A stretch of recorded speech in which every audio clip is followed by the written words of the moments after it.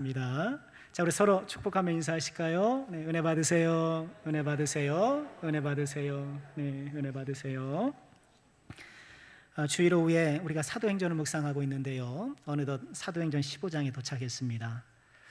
사도행전은 1장 8절의 말씀처럼 예루살렘과 온 유대와 사마리아와 땅끝까지 복음이 퍼져나가는 그런 과정을 기록하고 있죠. 앞서 13장, 14장에서 우리는 바울과 바나바의 1차 선교 여행을 묵상해 보았습니다. 많은 이방인들이 예수님을 믿고 교회의 일원이 되었죠. 이방인들이 많이 돌아오는 것은 참 좋은 일인데 이방인들의 편입으로 인해서 중요한 신학적 문제가 대두되었어요. 유대인들은 오랫동안 율법을 믿고 또 어려서부터 남자의 경우 할례를 받았잖아요. 그런데 할례를 받지 않고 율법을 지키지 않는 이방인들이 하나님의 백성이 되었는데 이거 어떻게 해야 되는가 이런 문제가 대두된 거예요. 유대인들은 메시아를 기다렸잖아요. 그리고 부활하신 예수님을 그 메시아로 인정했단 말이에요. 그런데 일부 유대인들은 이 예수님을 구약 율법적 전통의 연장선상으로 생각했던 거예요. 예수님께서 율법을 완성하시고 이제 새로운 삶의 방식을 재창조하신 것, 거기까지는 바라보지 못했고 이제 오랫동안 율법도 하나님께서 주신 것이고 이제 메시아가 오셨으니 이 율법적 삶이 더 분명해지고 공고해질 것이다, 그렇게 생각한 거예요. 이해가는 측면은 있어요. 그런 말씀대로 예수님을 통해 새롭게 전개되는 이런 재창조를 바라보지 못했던 것이죠. 그래서 이런 입장을 갖고 있던 유대인들은 이방인들이 예수님을 믿으면 율법적 삶으로 들어와야 하고 그리고 율법적 삶으로 들어오는 것을 다짐하는 증표로 할례를 받아야 된다, 이렇게 주장을 했던 거예요. 자, 오늘 우리가 읽진 않았습니다만 1절에서는 이런 생각을 갖고 있는 사람들이 저 이방의 안디옥 교회에 내려갔는데 거기서 다툼과 변론이 일어난 상황을 소개해요. 1절 보실까요? 어떤 사람들이 유대로부터 내려와서 형제들을 가르치되 너희가 모세의 법대로 할례를 받지 않으면 능히 구원을 받지 못하리라, 이렇게 얘기를 한 거예요. 이미 예수님 믿은 유방인들에게 모세 법대로 할례를 받아야 됩니다, 그렇지 않으면 구원 못 받습니다, 딱 이렇게 얘기를 한 거예요. 그렇게 되니 2절 말씀 보실까요? 바울 및 바나바와 그들 사이에 적지 아니한 다툼과 변론이 일어난지라. 그렇겠죠. 바울과 바나바는 이제 율법은 예수님을 통해서 완성되었고 예수님이 펼쳐나가시는 새로운 삶의 방식이 시작됐다, 이렇게 오직 예수만 구원의 유일한 길인데 예수를 믿고 플러스로 율법을 지켜야 한다고 하니까 받아들일 수가 없었던 거예요. 그러니 다툼과 변론이 일어났는데 그걸 어떻게 해결하라고 했을까요? 형제들이 이 문제에 대하여 바울과 바나바와 및 그 중에 몇 사람을 예루살렘에 있는 사도와 장로들에게 보내기로 작정하니라 하면서 복음의 근원지인 예루살렘의 사도와 장로들에게 이 문제를 정리해 줄 것을, 이 문제를 이제 다루어 줄 것을 요청하기로 하고 대표단을 파견한 거예요. 이를 통해서 소위 말하는 예루살렘 공회가 열리게 된 거예요. 4절 보실까요? 예루살렘에 이르러 교회와 사도와 장로들에게 영접을 받고 하나님의 자들과 함께 계셔 행하신 모든 것을 말하며, 이제 바울과 바나바와 이제 함께한 이 대표단이 예루살렘에 도착해서 그동안 이제 선교했던 이야기를 우선 전했겠죠. 자, 그런데 5절 말씀 볼까요? 바리새파 중에 어떤 믿는 사람들, 그러니까 이전에는 바리새인이었어요. 본인이 예수님 믿기 전에 바리새인이었는데 예수님을 믿게 된 거예요. 근데 여전히 그 바리새적 전통에 붙들려 있으니까 그 사람들은 이제 오직 예수, 그것보다도 율법을 할례를 계속 주장하는 그런 입장에 있는 사람들인 거예요. 예수님 믿기만. 그 사람들이 주장하기를 이방인에게 할례를 행하고 모세 율법을 지키라 명하는 것이 마땅합니다. 이렇게 주장하는 거예요. 그래서 사도와 장로들이 이 일을 의논하라고 모였어요. 이건 굉장히 중요한 일이죠. 중요한 신학적 논의를 하는 그런 자리예요.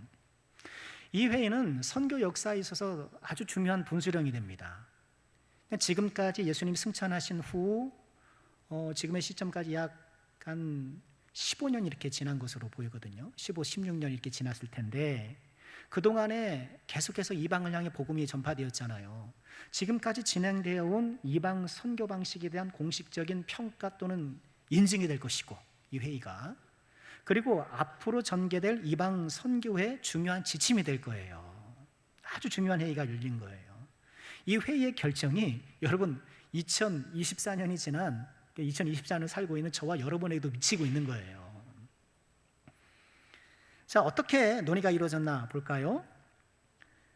오늘 본문 말씀이에요. 7절 말씀 보면 많은 변론이 있은 후에 이렇게 저렇게 이제 의견을 서로 교환했겠죠. 베드로가 일어나 말하되, 이제 베드로의 발언이 시작되는 거예요. 형제들아, 너희도 알거니와 하나님이 이방인들로 내 입에서 복음의 말씀을 들어 믿게 하시려고 오래전부터 너희 가운데서 나를 택하시고 이방인에게 복음을 전하도록 나를 이렇게 선택해 주셨다. 근데 이 베드로가 이야기하는 이 이야기는요, 이 말씀의 시점으로부터 10년 전에 있었던, 우리가 사도행전 10장 11장에서 보았던 고넬료 사건 이야기를 하는 거예요. 여러분 기억나시죠?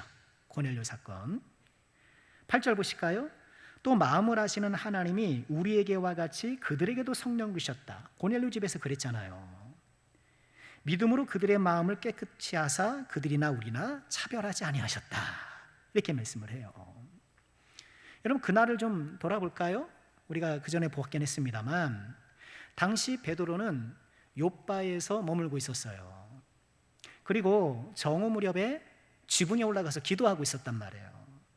기도하고 있었는데 순간 하늘이 열리고 웬 그릇이, 광주리가 내 구퉁이 보자기에 쌓여가지고 이렇게 땅으로 내려오고 있었잖아요. 그리고 하나님의 음성이 들렸죠. 잡아먹어라. 근데 그 그릇 안을 들여다보니까 온갖 공중의 새와 땅에 기는 것, 부정한 음식들이 있었단 말이에요. 베드로가 주님, 저는 여지껏 이런 부정한 음식을 먹지 않았습니다. 유대인들은 먹는 음식, 안 먹는 음식, 음식법이 있잖아요. 저는 그런 음식 먹지 않았습니다. 그랬더니 하나님께서 재차 음성을 들려주시기를 하나님께서 깨끗하게 하신 것을 사람이 속되다 하지 말라, 이런 말씀을 주셨어요. 그리고 그런 일이 3번 반복된단 말이죠. 베드로에게 3번은 굉장히 중요한 숫자죠. 예수님을 모른다고 했을 때도 몇 번? 3번. 갈릴리 바다께서 부활하신 예수님께서 네가 나를 사랑하느냐 몇 번? 3번. 또 3번이란 말이에요. 3번? 베드로는 그럴 수 있었을 것 같아요. 이런 일이 3번 반복되고 이게 무슨 뜻일까 의아해하고 있었는데 때마침 가이사랴에서 고넬료가 보낸 사람들이 도착했죠. 근데 고넬료 집에서 어떤 일이 일어났었어요? 고넬료가 구시 시간에 기도하고 있는데, 구시에 기도하고 있는데 욥바에 있는 베드로를 청하라라는 그런 음성을 듣잖아요. 그래서 한편으로는 베드로에게 광주리 환상을 보여주시고 한편으로는 고넬료에게 가서 베드로를 데리고 와라, 이런 말씀을 주시고, 이런 하나님께서 양쪽에다 역사하셔서 지금 두 사람들이 만나게 된 거잖아요. 베드로가 그들의 말을 듣고 가이사랴로 가서 고넬료의 집에 들어가요. 그리고 예수님을 전하죠. 예수님 어떤 분이신지. 그래서 유대인들이 그들을 죽였고 그러나 부활하셨고 예수님 얘기를 쭉 해요. 그런데 어떤 일이 일어나나요? 사도행전 10장 44절에 보면 베드로가 이 말을 할 때 성령이 말씀 듣는 모든 사람에게 내려오셨다. 한창 설교하고 있는데 성령께서 말씀 듣는 사람들에게 막 내려오신 거예요.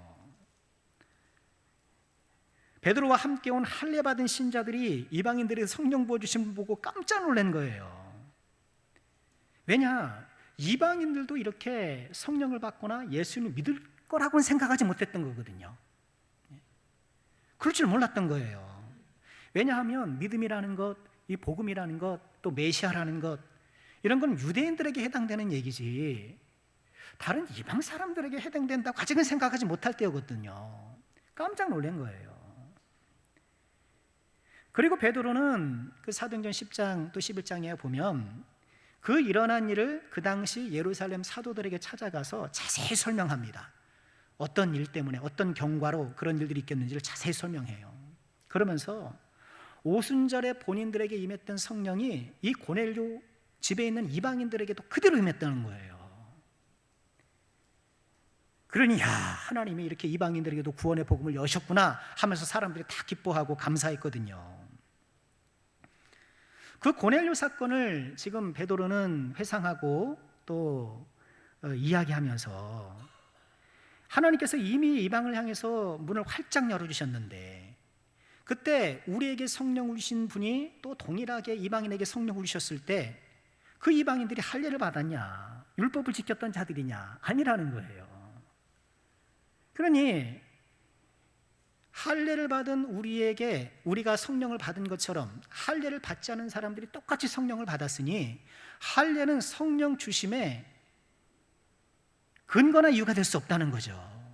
아무 소용이 없는 것이 된 거예요. 그러니 이방인들에게 할례와 율법을 강요하는 것은 마땅치 않다라고 주장하는 거예요. 다시 오늘 본문 15장 10절 보실까요? 베드로가 말을 이어가요. 그런데 지금 너희가 어찌하여 하나님을 시험하여 우리 조상과 우리도 능히 매지 못하던 멍에를 제자들의 목에 두려느냐. 야, 우리도 그거 못 지켜가지고 얼마나 힘들었느냐. 그런데 그걸 왜 이방인 성도들에게 지우려고 하고 있느냐. 그러나 우리는 그들이 우리와 동일하게 주 예수의 은혜로 구원받는 줄을 믿노라. 즉 베드로는 반대하는 거죠.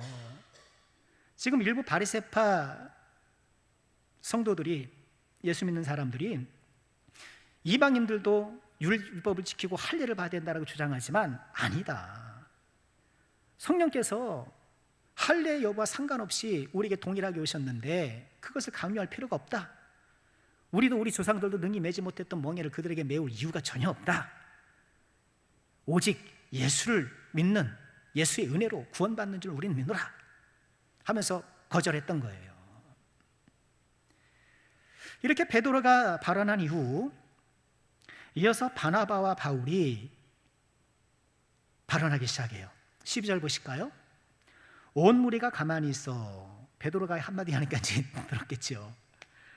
바나바와 바울이 하나님께서 자기들로 말미암아 이방인 중에서 행하신 표적과 기사에 관하여 말하는 것을 듣더니, 그 내용은 설명하지 않지만 지금 베드로의 발언 이후에 바울과 바나바도 그들이 지금 이방 선교를 했잖아요. 1차 선교 여행을 했잖아요. 1차 선교 여행 가운데 있었던 구브로, 비시디아, 안디옥, 그리고 루스드라, 더베 이런 곳에서 있었던 일들을 이제 얘기했겠죠. 그런데 특별히 뭘 중심으로 얘기했나요? 12절 하반절에 보면 이방인 중에서 해가진 표적과 기사에 관하여 얘기했다는 거예요. 그러면 우리가 1차 선교 여행을 우리가 보았습니다만 거기서 대표적인 표적과 기사가 뭐였나요? 루스드라에서 어떤 일이 있었죠? 어떤 일이 있었죠? 좋은 일이 있었죠. 좋은 일이 있었죠. 나면서부터 걷지 못했던 분이 일어났잖아요. 그렇죠? 루스드라에서. 그랬더니 사람들이 야, 제우스와 헤르메스가 내려왔다, 막 신이 강림했다 이러면서 막 바울과 바나바에게 제사 드리려고 막 난리를 쳤잖아요. 기억나시죠? 좀 대답 좀 해주세요. 기억나시죠? 네. 기억 안 나면 다시 하면 되죠 뭐. 그랬었단 말이에요. 그런데 생각해 보세요. 나면서부터 걷지 못했던 분을 일으켰던 이야기는 그 루스드라 이야기뿐만 아니라 또 언제 있었어요? 은각은 나 없어도 사도행전 3장에 베드로와 요한도 성전 미문에 있는 안전뱅이를 일으켜 세웠잖아요. 그죠? 그러니 사도행전 3장의 성전 비문에 걷지 못했던 사람과 루스드라에서 걷지 못했던 사람들이 동일하게 일어났단 말이에요. 그러면 그 사도행전 3장에 그 사람은 유대인이잖아요. 그 사람은 할례를 받았을 거예요. 남서도 걷지 못했다 하더라도 할례는 받았을 거란 말이에요. 할례를 받은 사람도 그 표적을 경험하고, 할례를 받지 않는 루스드라의 그 사람도 표적을 경험하고, 그러니 할례가 표적의 근거가 돼야 안 돼요? 안 되는 거잖아요. 앞서 할례를 받은 사람이나 받지 않은 사람이나 동일하게 성령을 받은 것처럼 할례를 받거나 받지 않은 사람들이 동일하게 표적을 경험한 거예요. 그러니 이 할례고 율법이 하는 것을 더 이상 지킬 필요가 없는 것이죠. 아마 바울 사도는 이 표적과 기사 이야기를 하면서 그 얘기를 했을 것이 분명해요. 할례를 받지 않은 이방인이 동일하게 표적과 기사를 경험했으니 할례의 여부는 이제 고려 대상이 아닌 거예요. 자, 이런 연이은 베드로와 또 바울 바나바의 발언 이후에 이제 누가 발언을 할까요? 야고보가 발언을 합니다. 이 야고보는 예수님의 동생이에요. 그리고 지금 예루살렘 교회의 대표였고 지금 이 진행되는 회의의 의장이에요. 이 야고보가 교회의 대표가 된 것은 예수님의 혈육 때문은 아닌 것 같아요. 제자 공동체가 그랬던 것 같지는 않아요. 그리고 이 야고보가 이제 야고보서를 쓴 그 사람이거든요. 이분이 인품과 신앙적으로 이미 예루살렘 교회의 또 수장이 될 자격을 인정받은 것으로 보이는데, 자, 어쨌든 뭐라고 말하는지 보시죠. 13절입니다. 말을 마침에 야고보가 대답하여 이르되 형제들아 내 말을 들으라. 하나님이 처음으로 이방인 중에서 자기 이름을 위할 백성을 취하시려고 그들을 돌보신 것을 시므온이 말했다. 여기서 말하는 시몬은 누굴까요? 시몬은 누굴까요? 베드로예요. 베드로. 자, 하나님께서 처음으로 이방인에게 은혜를 주신 것 베드로가 지금 얘기했다. 근데 베드로라 그러지 않고 뭐라고 얘기를 해요? 유대식 이름 시몬을 얘기를 하는 거예요. 왜 그랬겠어요? 지금 듣고 있는 사람들 주로 들어야 될 사람이 누구예요? 유대인이잖아요. 그 베드로, 시몬, 유대식 이름을 얘기를 하면서 우리와 같은 유대인이라는 것을 은연중에 얘기하는 것이죠. 그런데 이어지는 야고보의 발언이 중요해요. 15절 보실까요? 선지자들의 말씀이 이와 일치하도다. 베드로가 그런 경험을 이야기했지만 이 베드로의 경험은 선지자들이 말씀했던 것과 일치한다, 이렇게 얘기를 하면서 선지자의 말씀, 특별히 아모스 선지자의 말씀 인용해요. 16절 보실까요? 이후에 내가 돌아와서 다윗의 무너진 장막을 다시 지으며 또 그 허물어진 것을 다시 지어 일으키리니. 이게 아모스 8장 11절 12절의 말씀이거든요. 여러분 아마 성경에도 그렇게 각주 표시가 되어 있을 거예요. 아모스 선지자는 뭐라고 예언했어요? 하나님께서 돌아오셔서 다윗의 무너진 장막을 다시 지을 것이다. 그럼 다윗의 장막이라는 게 뭘까요? 장막은 집을 의미하는 거잖아요. 다윗 왕국을 비유적으로 표현한 거예요. 다윗의 집이라고. 다윗 왕국이라는 것은 메시아 왕국이잖아요. 주께서 다윗의 무너진 장막, 메시아가 통치하시는 하나님의 나라를 여실 것인데, 그런데 17절, 이는 그 남은 사람들과 내 이름으로 일컬음을 받는 모든 이방인들로 주를 찾게 하려 함이라. 즉 새롭게 하나님께서 세워 올릴 다윗의 장막, 다윗 왕국에는 그 구성원들이 누구라는 거예요? 남은 자들. 남은 자들이란 유대인들 가운데에 남아있는, 하나님을 끝까지 믿고 믿음을 지켰던 그런 남아있는 사람들, 유대인들. 그리고 누구요? 내 이름으로 일컬음을 받는 모든 이방인들. 남아있는 유대인들과 주님을 부르는 이방인들이 그 다윗 왕국의 구성원이 될 것이다. 아모스 선지자가 그렇게 예언했는데 야고보는 그 예언의 말씀이 지금 이루어지고 있는 것이다. 지금 성취되고 있는 것이다. 이렇게 이야기하고 있는 거예요. 참, 이 야고보의 발언이 중요한 이유는 베드로의 경험도 굉장히 중요해요. 그리고 환상 보았고 또 고넬료에게 있었던 환상이 서로 연결되면서 굉장히 신비롭지 않습니까?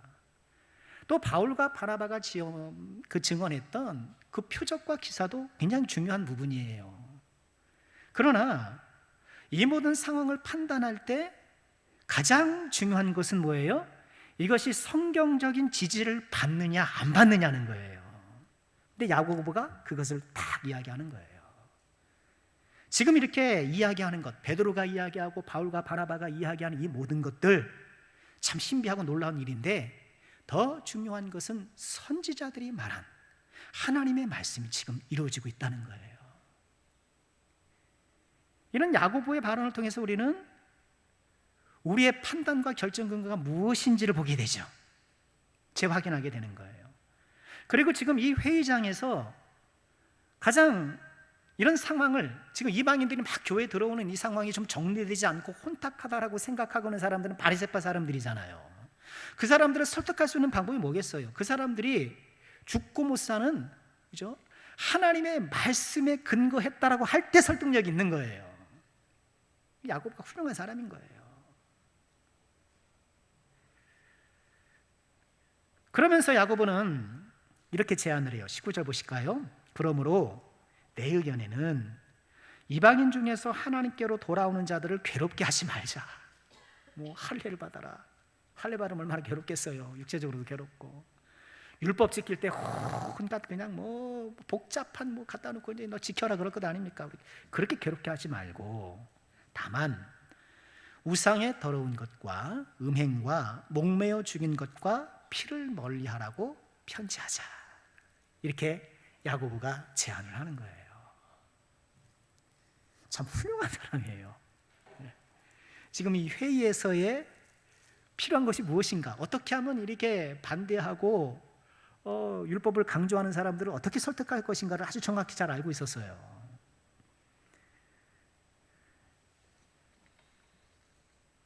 이 네 가지, 우상의 더러운 것, 음행, 목매어 죽인 것, 피를 멀리하자고 그렇게 편지를 써서 이제 이방 각 성에, 각 교회에 편지를 하자, 그렇게 얘기를 했고, 그리고 이 야고보의 제안에 다 만장일치 동의했어요. 그래서 다 편지로 보내기 시작해요. 자, 지금 이 야고보가 제안했던 것은 무엇일까요? 이건 음행을 제외하고는 나머지 세 가지, 이 나머지 세 가지가 29절에 재정리되어서 나오는데 29절로 보실까요? 편지에는 실제로 이렇게 생겼어요. 우상의 제물, 피와 목매어 죽인 것과 음행. 좀 순서가 좀 바뀌었죠. 순서가 좀 바뀌었는데, 우상의 제물, 피, 목매어 죽인 것, 이것은 다 음식법과 관련되어 있는 거예요. 나머지 음행은 당연히 도덕적인 순결을 얘기를 하는데, 음식법과 관련된 게 왜 중요한가? 유대인들은, 팔레스타인에 사는 유대인도 마찬가지지만 다른 지역에 살고 있는 디아스포라 유대인들도 어려서부터 음식법을 훈련받았단 말이에요. 먹어도 되고 먹으면 안 되는 것을 어려서부터 교육받았단 말이에요. 그렇게 살고 왔단 말이에요. 그런데 이방인들은 음식법의 구애를 받나요? 안 받잖아요. 먹고 싶은 대로 먹고 살잖아요. 그러니까 유대인들이 이방 사회에 살면서도 이방인들과의 접촉을 좀 조심하고 최대한 삼가했던 이유가 음식법 때문이에요. 나는 음식을 이렇게 구별해서 먹는데 저 이방인은 아무거나 막 먹는단 말이죠. 근데 내가 그분과 함부로 접촉하거나 또 음식을 같이 먹거나 막 이러면은 그 부정이 나한테 전가된단 말이죠. 그러니 유대인들은 자기들끼리 모여서 사는 거예요. 될 수 있는 한 외부의 접촉을 피하는 거예요. 외부의 접촉을 피하다 보니까 그 지역에 경제 공동체에 들어가지 못한단 말이에요. 잘 못 들어가요. 그러니까 유대인들이 하는 게 뭘까요? 금융업을 했단 말이에요. 돈 빌려주는 거, 접촉을 최소화하는 거. 그래서 유대인들은 어디를 가든가 이 국유바이, 지금도 그렇잖아요. 그래서 오래전부터 유대인들이 금융업 쪽에 많이 종사하게 되었고, 그러다 보니까 어때요? 굉장히 미움도 많이 받았어요. 고리대금업자인 것처럼 미움도 많이 받고 그랬어요. 그래서 많은 오해를 받고 핍박도 많이 당했었거든요. 자, 여하간 뭐 그건 그렇고요. 유대인들이 이방인들과 접촉함에 있어서 지금 이제 이방인들이 예수님을 믿고 교회 일원이 되었잖아요. 그런데 여전히 유대인들 예수를 믿고 있지만은 음식법에 적용이 돼서 정서적으로 이게 다가가질 못하는 거예요. 그러니 이방인들은 율법을 전체 지키진 않는다 하더라도 최소한 우상의 제물 피와 목매어 죽인 것은 좀 금하고, 그 정도 선에서 유대인들이 이방인들과 접촉할 때 거부감을 좀 누그러뜨리도록 한 거예요. 우상의 제물은 우상에게 바쳐진 제물. 유대인들이 그거 먹는 사람하고 같게 하겠습니까? 그럴 리가 없죠. 피채 먹는 것은 창세기 때부터 강조되어 온 거예요. 생명이 피에 있으니 피채 먹지 말라고 하나님께서 여러 곳에서 말씀하셨거든요. 목매어 죽인 것은, 여러분 목매어 죽인 것 하니까 뭐 생각나요? 목매어 죽인 것 하니까 뭐 생각나요? 옛날 시골 복날 생각나죠? 이거 시골 복날에서 그렇게 고통스럽게 죽어가던 그 똘똘이가 생각나지 않습니까? 그런데 이방 제사에서도 간혹 이렇게 목매어서 제물을 죽이는 경우가 있었다고 해요. 근데 목매어 죽으면 어때요? 피를 다 못 빼잖아요. 피를 다 못 빼요. 죽으면 굳어 버리니까 피가 안 벗겨지잖아요. 그러니까 그거를 금한 거예요. 그러니 우상의 제물 피와 목매어 죽인 것, 이것은 음식법에 있어서 최소한 유대인들과 이방인들이 접촉할 때에 거부감을 누러뜨리는 최소한의 지침이었던 거예요. 그러면서 마지막 21절에 야고보가 이렇게 얘기를 해요. 이는 예로부터 각 성에서 모세를 전하는 자가 있어. 즉 유대뿐만 아니라 모든 이방 세계에 모세를 전하는 자, 회당이 있었다는 거예요. 회당에서 맨날 이렇게 모세를 전하면서 율법 읽는 사람들이 있으니, 그런 율법에 열심인 유대인들이 있으니 그들을 배려하는 차원에서 이렇게 했으면 좋겠다는 거예요. 재밌는 것은 사실 배려를 누가 했어야 돼요?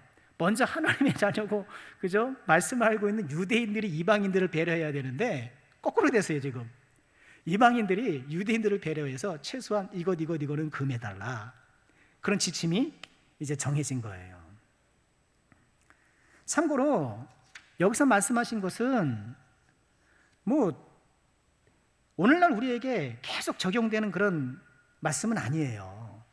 우리도 지금 우상제물 먹으면 안 되고 그런 거 아닙니다. 이거는 당시에 유대인들과의 접촉에 있어서 정서적 거부감을 누그러뜨리기 위한 한시적인 조치였지, 이것을 오는 가는 모든 세대에 사람들에게 적용되는 거 아니에요. 그렇다고 한다면 여러분 어때요? 이것이 또 하나의 음식법이 되는 것 아닙니까? 또 하나의 율법이 되는 것 아닙니까? 주께서 율법을 새로운 방식으로 완전케 하셨는데 또 이런 율법을 세워가지고 적용하고 사람들에게 규율화하는 것은 주님의 뜻과 어긋나는 거잖아요. 그러니 이것은 오늘을 살아가는 우리들에게 문자 그대로 지켜야 될 것은 아니라는 거예요. 이런 음식과 관련해서 바울 사도는 이게 자유한 것을 알고 있었기 때문에 훗날 로마서와 고린도 전서를 통해서 이런 얘기를 해요. 로마서 14장 15절에 보면 만일 음식으로 말미암아 내 형제가 근심하게 되면 이는 내가 사랑으로 행하지 아니함이라. 그리스도께서 대신하여 죽이신 형제를 내 음식으로 망하게 하지 말라, 이렇게 얘기를 해요. 지금 이제 예수 안에서 음식의 자유가 있잖아요. 그런데 아직 그 음식의 자유를 모르고 아직 마음이 두려워하는 사람이 있을 수 있잖아요. 그 우상의 제물 먹어도 돼요? 안 돼요? 여러분 친척에 제사집 갔는데 음식을 가져왔어요. 먹어도 돼요? 안 돼요? 못 먹겠으면 저를 주시면 돼요. 제가 맛있게 먹어드릴게요. 먹어도 되는 거란 말이에요. 먹어도 되는 거예요. 아니 배고파서 어떻게 가다 보니까 어디 절에서 주는 밥을 먹게 됐어요. 먹어도 돼요? 안 돼요? 그럼 먹어도 되는 거예요. 그죠? 일부러 찾아가서 먹을 것까지는 없지만 내가 먹어야 될 상황이 먹어도 되는 거예요. 상관없는 거예요. 그런데 어떤 사람은 아직 그것을 못 받아들이는 사람이 있을 수 있잖아요. 어이구, 어떻게 예수 믿는 사람이 그 제사에 드렸던 음식을 먹어? 그죠? 괜히 이게 정서적으로 거부감이 있을 수 있잖아요. 그럴 때는 어떻게 된다는 거예요? 너는 그것도 뭘 먹냐? 믿음이 없냐? 그렇게 아니라, 그렇게 아직 마음의 준비가 안 된 사람을 어떻게 해요? 배려하고 그 사람이 넘어지지 않도록, 음식으로 그가 넘어지지 않도록 자유를 알고 있는, 복음의 진리를 깨닫고 있는 네가 배려하라는 거예요. 고린도전서 8장 13절도 마찬가지예요. 그러므로 만일 음식이 내 형제를 실족하게 한다면 나는 영원히 고기를 먹지 아니하여 내 형제를 실족하지 않게 하리라. 여러분, 요즘에는 뭐 도축을 어디서 하는지 뭐 어디서 하죠? 정해진 게 뭐 하는 데서 하잖아요. 1세기 로마 사회에서의 고기 도축은 신전에서 했단 말이에요. 이방 신전에서 제사 드릴 때에 거기서 돼지가 됐든 소가 됐든 거기서 도축이 일어나요. 그리고 도축된 그것이 시장으로 유통되는 거예요. 그러니까 시장에서 사 먹을 때 모르고 사 먹으면 되는데, 이게 신전에서 이게 도축되고 제사 때 사용됐던 거야? 또 이렇게 벌벌 떠면서 못 먹는 사람이 있는 거예요. 그럴 때 말씀드린 것처럼, 그건 뭐 그렇게 하면서 함부로 먹지 말고, 혹시 음식이 내 형제를 실족하게 한다면 나는 영원히 고기를 먹지 아니라. 바울 사도가 그런 거예요. 그래서 저 같은 개구장이가 이제 옆에서 당신 고기 먹는 거 저는 너무너무 상처가 돼요 이러면 평생 고기 못 먹었을 텐데, 그죠? 그런 개구지는 사람이 없었던 모양인데, 자, 이렇게 초대교회에 아주 중요한 신학적 논란이 일어나는 것들을 회의를 통해서 또 적절한 지침을 통해서 바로잡고 있는 이 과정을 사도행전 15장에 기록하고 있는 거예요. 자, 오늘 이 이야기를 통해서 우리에게 주시는 교훈을 간단하게 말씀드리고 싶어요. 첫째는 교회 회의의 중요성이에요. 교회 회의의 중요성이에요. 지금 이 신학적 논란의 상황을 무엇을 통해 지금 조정하고 있죠? 무엇을 통해 조정하고 있어요? 회의를 통해 조정하고 있잖아요. 베드로가 난 예수님의 수제자야 하면서 자신의 이력을 권위로 내세우지 않아요. 야고보 또한 나는 어려서부터 예수님과 함께 자란 형제야 이렇게 얘기하지 않아요. 어떤 개인의 영성이나 어떤 개인의 장점이나 그런 것들이 존중은 되지만 그것이 결정의 키포인트는 아니라는 거예요. 교회 회의는 중요한 거예요. 그러니 여러분, 우리 남성교회에서 벌어지는 회의의 중요성을 좀 깨달으시고, 어떻게 해야 돼요? 참석해야 돼. 맞아요. 재직해도 좀 참석하셔야 돼요. 물론 알아서 하겠거니 그죠? 빨리 밥 먹고 빨리 중고등부 유초등부 가야 되고 특성 연습도 해야 되고 바쁘긴 하지만, 그러나 재직에 참석하셔야 돼요. 공동회의도 참석해야 되고, 특별히 모든 계획들을 이끌어가는 당회를 위해서 기도해 주셔야 돼요. 장로님들 위해서 기도해 주시고, 당회장 목사를 위해서 기도해 주시고, 하나님께서 기뻐하시는 방향과 또 목회적 정책들이 수립되도록 여러분 기도해 주시고, 아울러 제가 내일부터 기도원 가는데 여러분 기도해 주시기 바랍니다. 기도해 주시기 바라요. 가서 이제 내년도 목회 구상하고 어떤 일을 할까 이렇게 좀 생각을 하고, 그 연말에 이제 당에서 같이 논의를 하고, 그래 가지고 이제 공동회 때 같이 논의를 하고 이렇게 하는 거잖아요.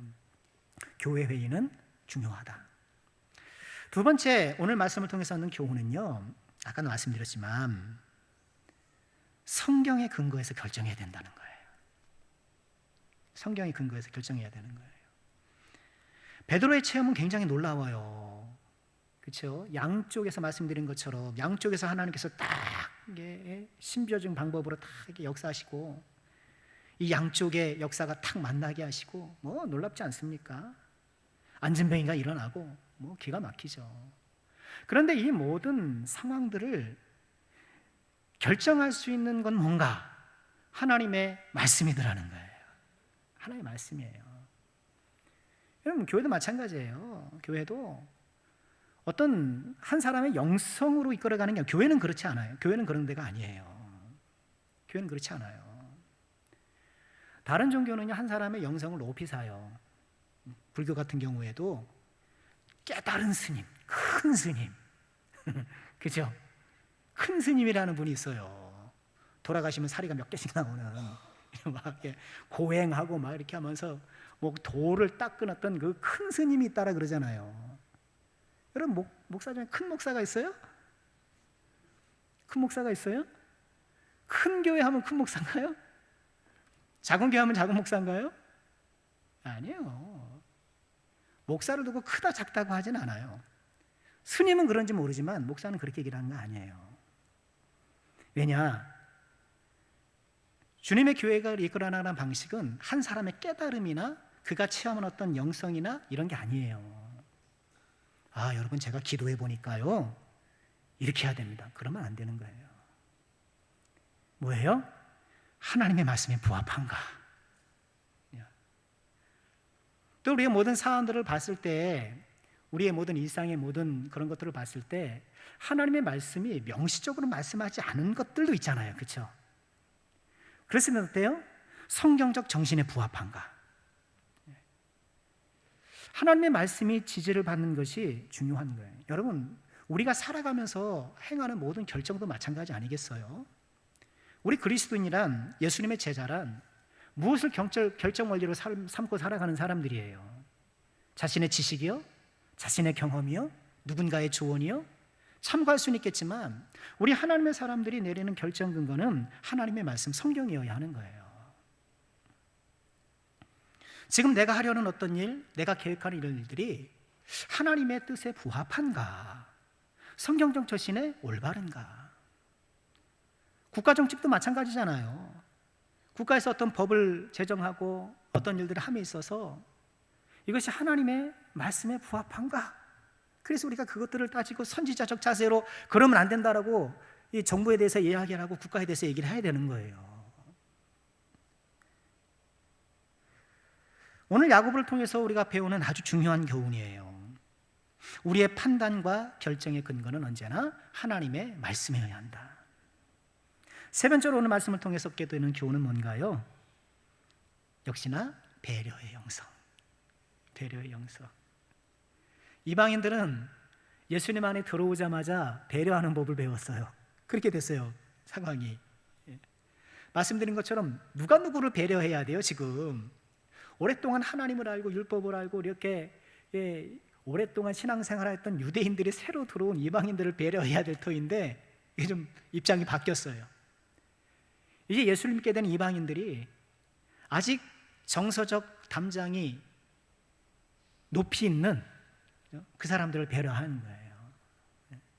우리 한국교회 초기에 그랬잖아요. 그걸 배려했잖아요. 누누이 말씀드리잖아요. 그죠? 그걸 배려해왔단 말이에요.